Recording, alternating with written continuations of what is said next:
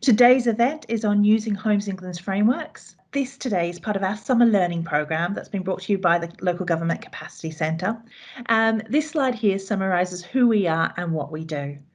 So the Local Government Capacity Centre develops, curates and designs well-structured, accessible offers for local government with the aim to increase skill and capacity to make homes happen in the short, medium and long term. So as mentioned, today's summer learning programme is one of our first initiatives. We are starting small, but we hope to come back to you with more as we grow as a team. We look forward to hearing how we did at the end of today and also your ideas for the future. And now what I'm going to do is I'm going to hand over to Seiju to talk you through a little bit more detail about today. Thank you, Seiju. Thank you, Amber. Hi everybody, I'm Seiju Desai. I'm the Head of Technical Excellence here at Homes England. It's really great to be part of this exciting summer programme and to be able to connect with so many other folks who are all equally passionate about housing. Okay. Next slide, please. I'm sorry. Should I put it on the electric? Should I put it on the... Thank you for going on to mute, please. So we'll be covering quite a lot, and as Amber said, we've only got an hour, so it's going to be at quite high level this morning. But my aim is that by the end of the session, you'll have an awareness of the frameworks that are available to you and your organisations, including scope, suppliers, how they work, have an awareness of the procurement and competition process, and then also know where you can find some more information. And if you're interested, know what to do if you want to sign up and use our frameworks. Though I'll be presenting the majority of the content, I'm really delighted that Regina Carnham from Manchester City Council will be joining us to bring life to how procurement frameworks are really a true enabler to delivery. Can we go to the next slide, please? So building new homes and communities or regenerating them is an absolutely massive responsibility. You want to make sure that you're creating a legacy for the future and you're getting it right. It can also be incredibly challenging as there are many technical and commercial aspects to consider. Now, some of you may have attended a couple of sessions in the summer programme already. There were sessions around brownfield sites, design codes, project management, market failure, development appraisals and viability. This illustrative example shows when and where Homes England uses our frameworks to support the delivery of our projects. So using expertise to help us build business cases, undertake appraisals, undertake technical due diligence, consider master planning and setting out a vision for our placemaking ambitions, looking at compliance, checking that delivery is on track, and ultimately deliver upon our ambitions. The frameworks that we have in place allow us to access professional and technical consultants at pace, at scale, and with confidence. Next slide, please. So let's start by looking at the benefits of using Homes England's frameworks. It can save you time. It can help you in making sure that you don't have to do a number of specific checks that are relevant to your organisation. We've done those on your behalf. They're available to you free of charge. We also try and ensure that we are delivering value for money. So we like to think that we've secured competitively tendered rates. And the scope of services are relatively broad for each one of the frameworks, so it gives you that flexibility to pick and mix, and also have been devised over a reasonable period of time to ensure that they are services that we definitely need now, but have flexibility for future needs as well. I have an absolutely fantastic team that are available to support you should you have any questions or queries in the use of these frameworks. Next slide, please. So this slide shows you which frameworks are available to you.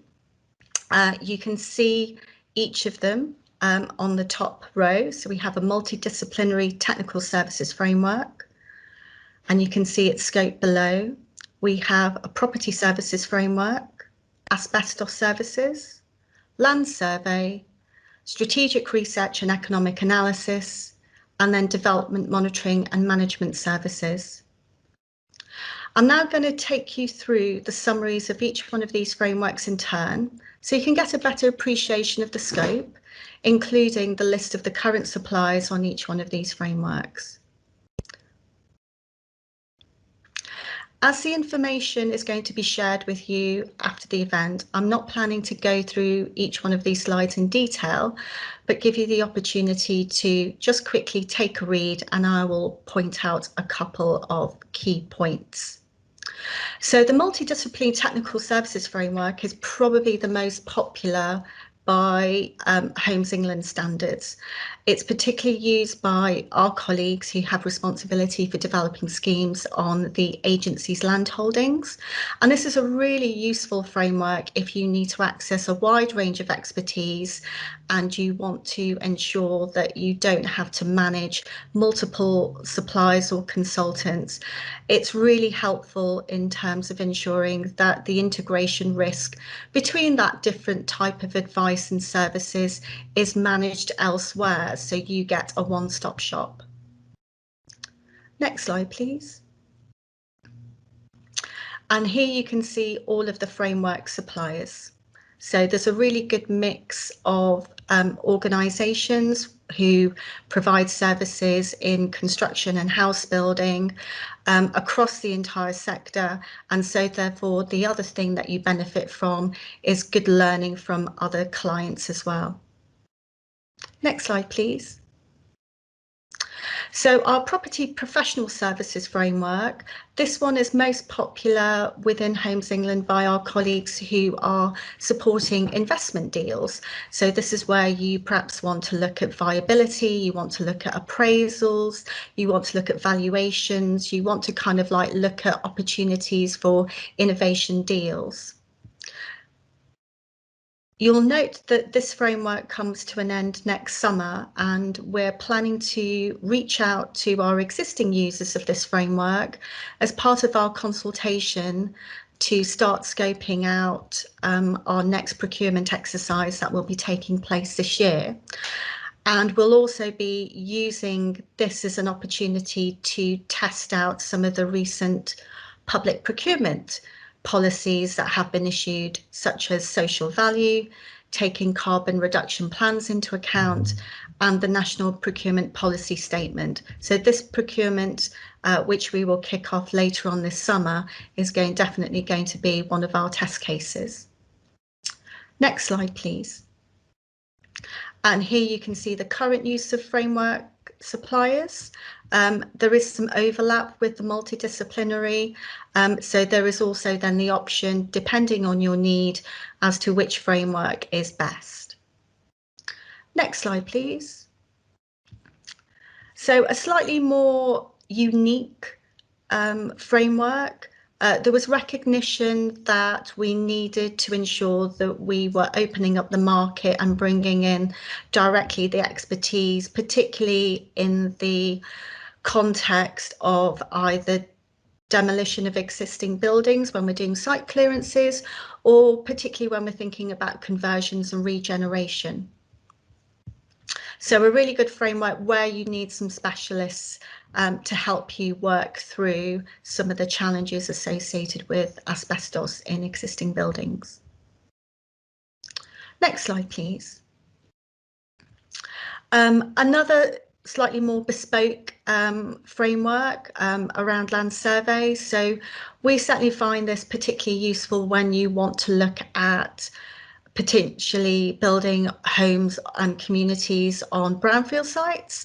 This is where you might want to bring in some specialists to help you understand the technical risks, the costs, viability considerations before you kind of start to get into the detail as to what your master plan might be, or what's the kind of commercial issues you want to perhaps take forward.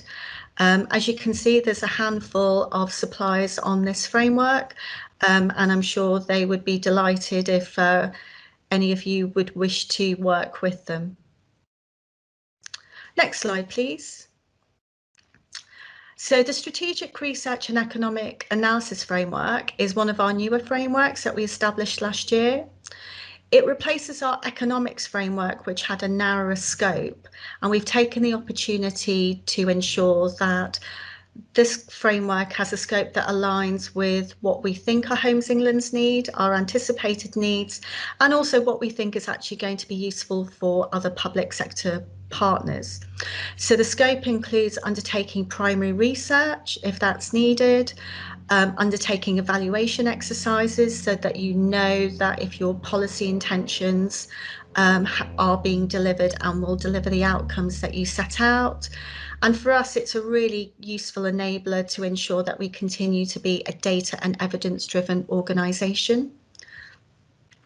You will see in terms of the number of suppliers, once again, they are similar to those on the property and multidisciplinary frameworks, but we've also sought to encourage applications and we're delighted to have added a number of suppliers who we would describe as being slightly more boutique and therefore, you know, are bringing a lot more innovation in thinking about research, economics and analysis. And the next slide, please. So this is another one of our new frameworks. It was only established last month. And for us, ensuring that when we do procure any developers or contractors, they are performing as per our contract. We really want to make sure that we are getting the value for money, but we're also with greater emphasis around health and safety, design, sustainability, quality. We draw upon this service to ensure that our contract management function has access to all of the expertise to ensure that we're confident in reaching our various milestones and that we're actually on track to deliver new homes and communities as we have set out. So we have compliance inspectors who will go out to sites typically every month, and they will kind of look around and work with the contractors and house builders and check that, you know, we're capturing all of the key data that's needed with regards to starts on sites and completions. And so that's a really valuable service. The other thing that's relatively new and added to this particular framework is a project and cost management set of services. So this could be really important and useful if you need just some additional support and capacity to help you think about project management and cost management. So this can include, you know, setting project objectives, helping devise the right kind of governance, particularly if you're doing things in partnership, whether that's with other local partners, across local partners within a region, or in, for example, a joint venture. The services also include preparing tender documentation, potentially managing other consultants, reviewing and verifying cost estimates and cash flow. So we are thinking about how best to maximise some of those services ourselves, excuse me. And particularly in the context of cost management, to make sure that we get a grip of our costs and that we're continuing to deliver value for money, and we know draw down against our budgets, etc. So that's an overview of all of our frameworks. As I said, these slides will be shared with you, and I'm now going to move on to our competition and procurement processes. So we hope that we've devised really straightforward processes. You can see on this particular slide, they're tiered based on the expected value for work. So if you are looking to award work that's less than £10,000, then there's no requirement for further competition. You can do a direct award. There's flexibility based on your own procurement practices as to how you go about doing that and the approvals that you need. But I think the main thing just to highlight is that facility exists, and there's no requirement on partners to use Pro-Contract, which is our e-tendering system, which I believe many local authorities also make use of as well. For the next tier up, so £10,000 up to the finder services threshold or the old ODU limit, just shy of 190k, then there is a further competition process, and I'll cover that in the next slide. But you can just go to 3 interested framework suppliers. So there's also good practice to make sure that you have a good understanding of what each framework supplier can offer you, so that you are selecting the best ones if you're going to follow this process. And then if you're planning to undertake quite substantial work, then we do have a further competition process, which is on the next slide, please. So if you're following further competition, there's a 3-stage process, and that's dependent on how many suppliers do respond to your expression of interest. So we've devised this process to make sure that we maximise the number of quality bids from potential suppliers, and it's in a time frame that aligns with the pace of delivery associated with your project, but also is efficient with respect to the entire process, preparing briefs, undertaking evaluation, and actually doing the appointment. So we've set out some minimum timescales for each one of these stages. This is kind of baked into the framework agreement so that all of the suppliers can plan their resources when they're responding to your potential commissions, but it also gives them sufficient time to think about how to maximise the opportunity to present you with, you know, a best account of what they can offer, and in turn making sure that we as those commissioning the work feel that we've actually got a real choice of quality bids. So as you can see, we kick off with an expression of interest. This is just to see who's potentially interested in bidding. Depending on the number of responses we get, we either go to stage 2 or directly to stage 3.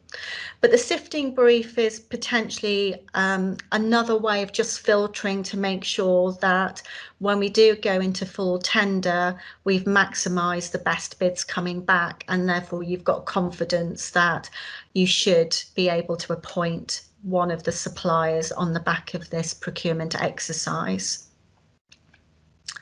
If you go to the next slide, please. So if any of these frameworks are of interest to you, then the only way that you can use it is to complete and sign an access agreement, and you can either download this from our gov.uk webpage, or you can email us and to get a copy. We will then, once you've signed up to the agreement, we will then provide you access to the e-tendering system, provide you with guidance, and if there's any specific support or queries that you have, then you can get in touch with us and we'd be happy to respond. Once you've actually signed up, then it's over to you to manage your procurement. So as I said earlier in the slide, anything below 10k is down to local procedures, and anything above 10k, then we do require you to use pro contract, and you will manage the contract with the successful supplier. So whether that's looking at managing the contract, managing their performance, dealing with any changes. If you need some support with that, then we're here as well to share our experiences and give you that support in any way that we can. And the next slide, please. So as I said, when you get the slide, the link will become visible, but it tells you more about our frameworks, the scope of services, the list of suppliers, and the access agreement. So everything I've outlined in this presentation.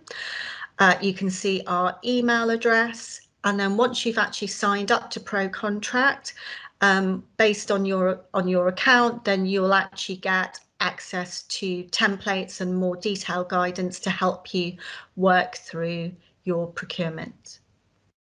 So that's everything I was going to say on frameworks. If we can go to the next slide, please. I was just going to give you a very quick overview of our delivery partner panel number 3, that's the DPP3. And the reason why it's going to be brief is it actually comes to an end next month.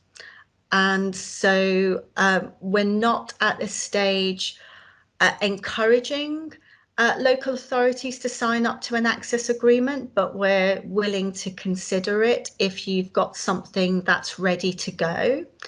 For those organisations that are already signed up to our DPP3, then just a reminder that the last date for commencing the further competition process is the 30th of July. I'm going to talk a little bit later about our new delivery partner dynamic purchasing system, which replaces the DPP3. But before then, I'd like to hand over to Regina, who's going to share with you her experiences of the delivery partner panels by use of a case study. So over to you, Regina. Thank you very much, Seiju, and thank you very much, Victoria, as well, for the opportunity today to come along and really share our experience of DPP3. I'm personally very excited about DPS and, you know, the information we'll be sharing after this, so I won't take up too much time going through this case study. So if we just move on to the next slide, please. So really the purpose of my attendance today is just to, at a very high level, describe our experience of using DPP3. And you can see the council here in Manchester has, you know, delivered a number of projects using this particular framework. And the project that I'm going to really talk about today is Silk Street. So if we move on to the next slide, that'd be brilliant. Okay, so as part of our essential growth strategy in Manchester, we're on target to deliver 32,000 new homes by 2025, and 20% of those will be affordable. The council recognise, you know, the need for more social housing in the city, which currently makes up about 30% of our stock. But looking at our housing register, Manchester Move, you know, there are more people that need this type of particular tenure. So, you know, we undertook an exercise to identify potential sites where we could deliver social rent, high quality, you know, zero carbon new homes. And we came across this particular site just about 4 or 5 miles away from the city centre, where there's a huge kind of development master plan underway already, mixture of market and affordable. So this particular site was selected, and you know, it's an area where there are, you know, social and economic deprivation issues, and you know, this would form part of the regeneration of that particular area. So just moving on to the next slide. So we've embarked on a journey to deliver what you see right in front of your eyes here. So 69 new homes, mixture of 3 and 4 bed houses and 1 and 2 bed apartments with a canal side view and great, you know, transport links, great amenities locally. So to get this off the ground, you know, we have access to a number of frameworks, but Homes England DPP3 was our preferred framework, and that's because, you know, initially because we have that really good relationship with Homes England, which we want to embed in, you know, everything we do. We want to deliver, you know, modern methods of construction, off-site construction. We want to, you know, meet our zero carbon targets by 2035, and we just thought this is a brilliant way of delivering the project and maintaining that relationship where we will be seeking affordable homes programme grant as well for the project. So it just felt like a very natural all-in-one approach to what we want to deliver. So some of our key requirements as part of the procurement process was really around what I've mentioned already around modern methods of construction and around zero carbon. So I think what we initially did was we undertook some soft market testing, which, I'd always recommend because, you get a feel for, what's out there, what the interest is from the suppliers before you start on that, more formal process. And so following the soft market testing, we were aware that yes, there are suppliers out there who can deliver this, who are enthusiastic and who understand our priorities and our agenda.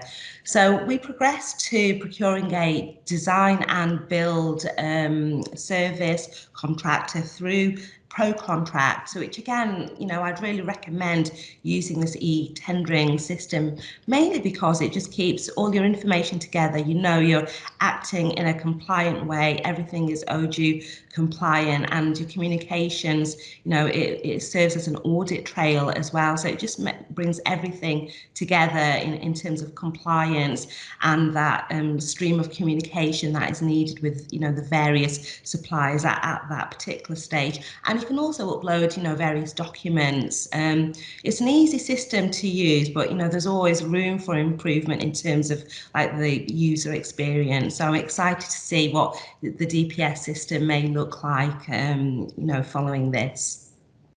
So yes, we did our, the expression of interest, the invitation to tender, and we identified a preferred bidder.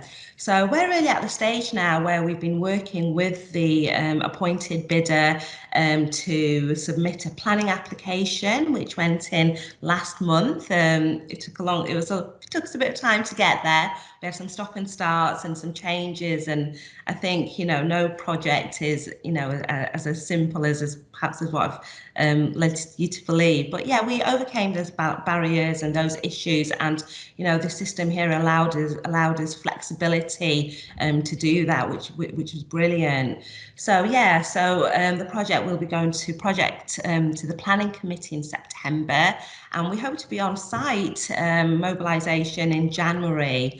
And in the meantime, we will be working with Homes England for our grant request. So that's a real quick summary of our experience of using DPP3, and I'm happy to take any questions. I may have rushed through it all because I know I've got 10 minutes. So please let me know if you have any questions. And again, thank you so much for your time today.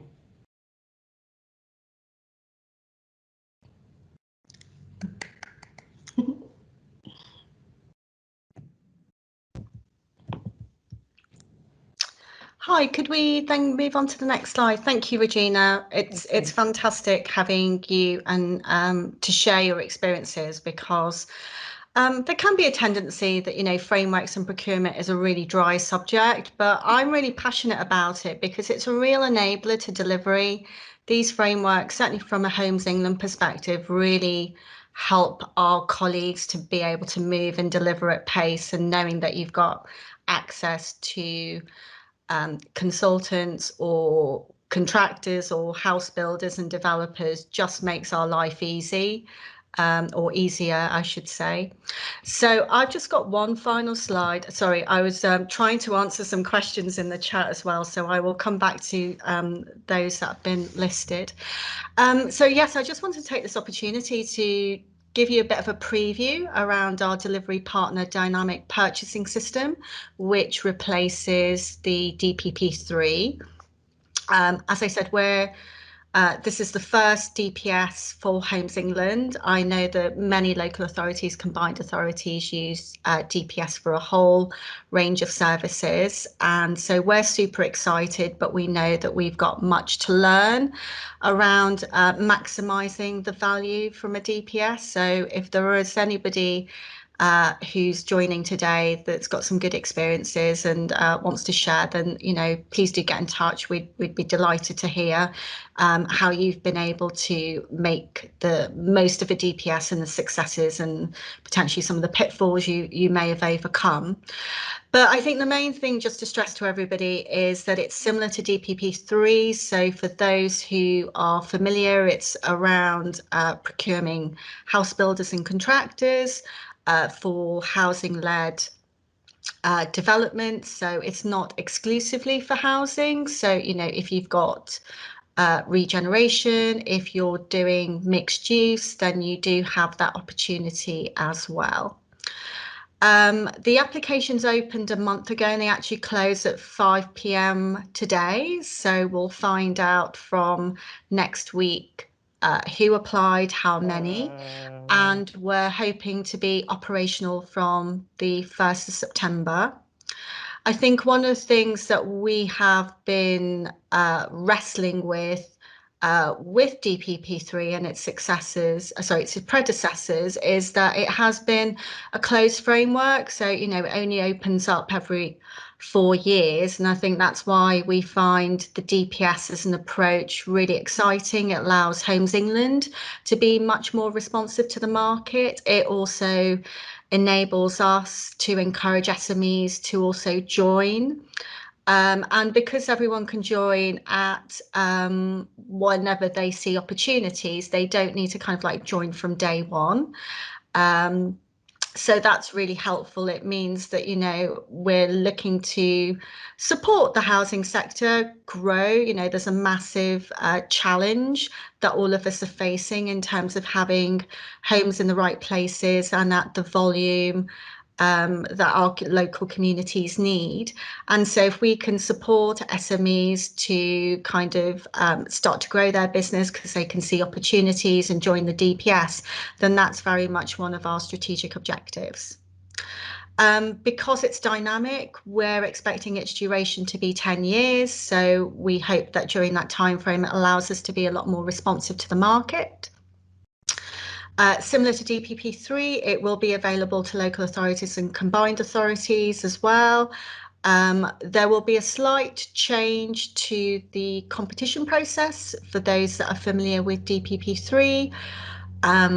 Because it's a DPS, it's a call for competition, and we are intending to provide local authorities, combined authorities and other public sector bodies much more information and detailed information in August.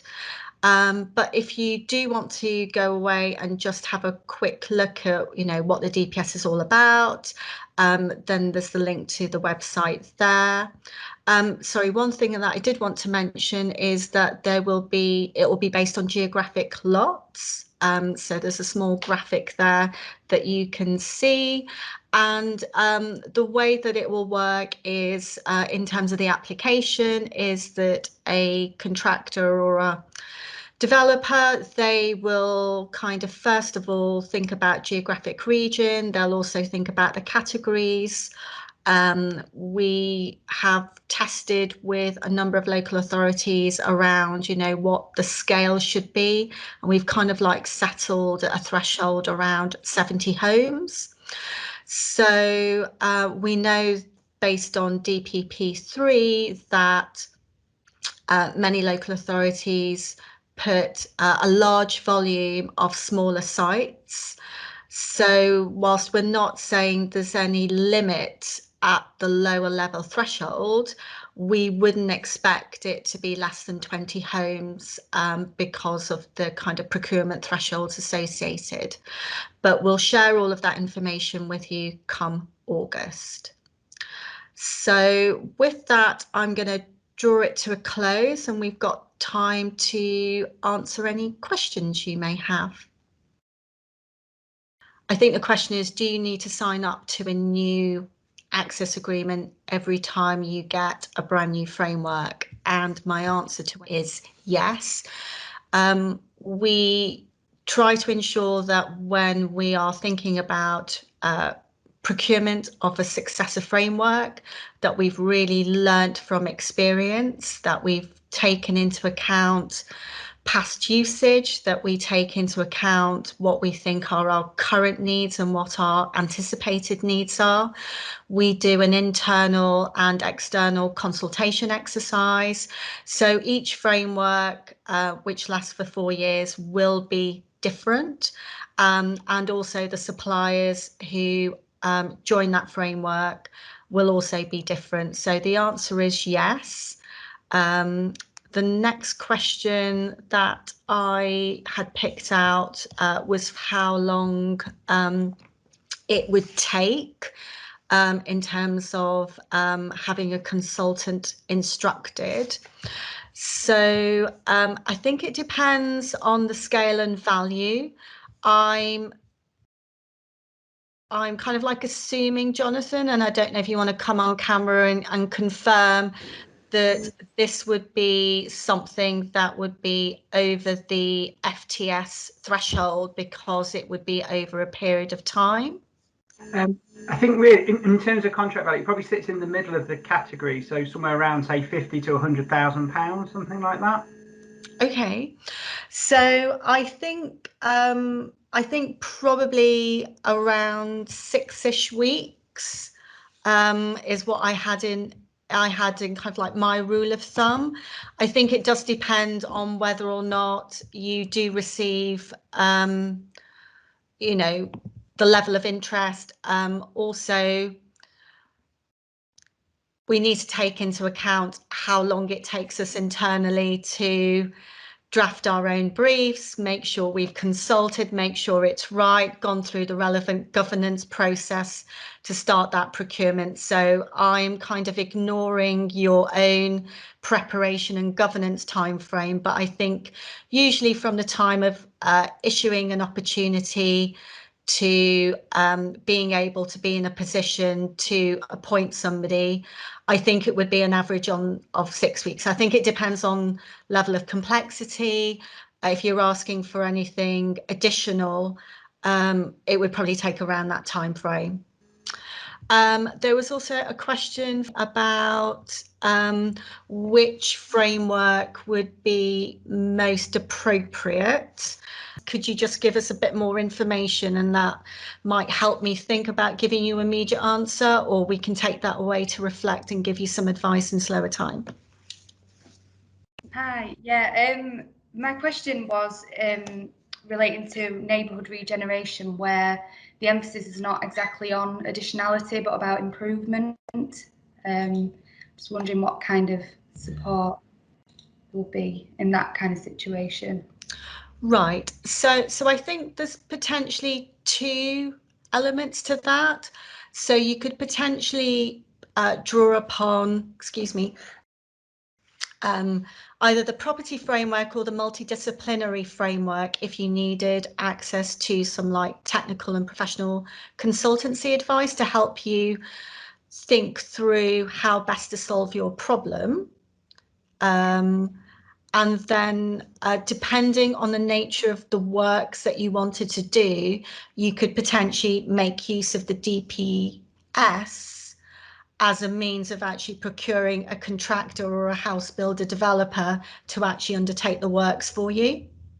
Okay, thank you. Yeah, so but in terms of funding for a renewal programme or supporting a renewal programme to replace existing council housing, for example, with new council housing, we're coming up with a few problems on that front on our project. Just so I'll have a look at those. That's good advice. Thank you. Okay. Let me just see what else has come up. So there's a question: how does the DPS benefit in Homes England grant assessment? Do you want to come in on camera and just explain a little bit more, please?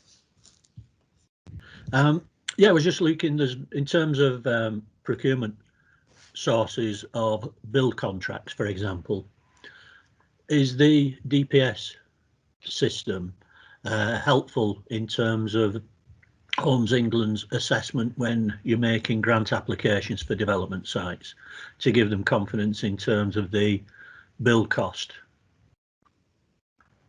So that's a really good question. I'm not involved in the team that undertakes the grant assessments, so I think it's something that I would want to go and have a conversation with them. What the DPP3 and its successor delivery partner DPS will enable both Homes England and local and combined authorities is a facility that gives you access to those potential suppliers and gives you access to information that can potentially help your grant assessment, but I'm not sure to what extent utilising the DPS in any way helps you with kind of like weighting on what your final assessment would be. It's definitely a contributor to, you know, any statements that you'd like to make around deliverability. But as I said, I think I'd want to go away and have a conversation with the teams that do assess, you know, the various grants. It's just that very often you make grant applications before you've got a confirmed contract price, and therefore Homes England, in terms of assessing value, it'd be useful to have some feedback as to how they view that, on the basis that presumably it would give them some more confidence in achieving best value. I think it's a great question, John, so we'll go away and take that away. Thank you very much. Thank you. Well, I'm just checking if there's any. Vic, can you see any questions for Regina? Well, I know I've spoken a lot, so I just want to make sure that she gets the opportunity as well. Good idea. Let's bring Regina in, because her and the team have plenty of experience with using DPP3 and predecessors.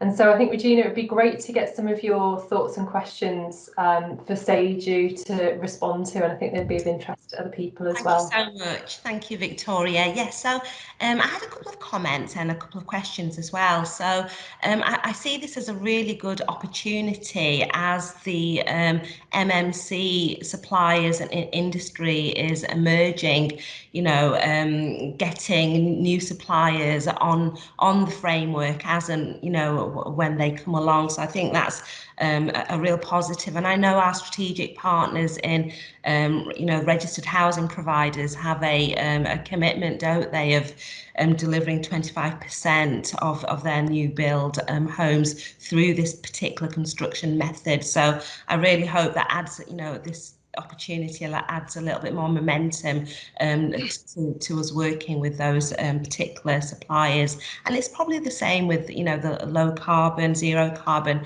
agenda as well. As we have new suppliers coming along, you know, we can signpost them hopefully to this particular framework, so we can access their services and check that out. So they were just my initial comments in terms of opportunities this may bring. In terms of questions, I know with the DPS system, when you know, put the particular tender on, you can be inundated with lots of responses. And I was just wondering if there's been any thought given to how that could be restricted or made a little bit more manageable. And my second question relates to, of course, you know, social value. How can that be incorporated easily when we are accessing this particular framework?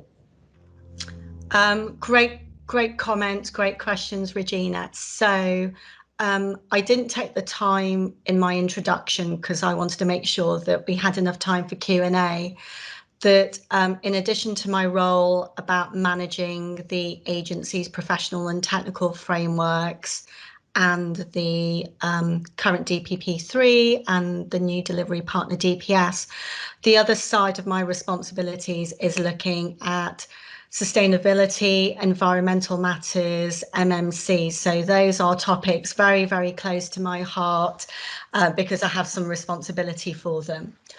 So with respect to the frameworks, there is flexibility in the ITT process for local authorities to think around what are the criteria that's really important to them. So I'm aware that many local authorities use the opportunity when they're thinking about the weighting of criteria to assign scores to things like social value. Excuse me. So, you know, there's an opportunity to do that there. Many colleagues may be aware that there was a recent public procurement notice around taking into account low carbon reduction plans. So we're also digesting what does that mean for Homes England if we're doing big commissions on our frameworks, and occasionally we do for some of our larger strategic sites. You know, we need to make sure that we are working with partners who are sharing the government's ambitions and local ambitions around net zero carbon, sustainability, etc.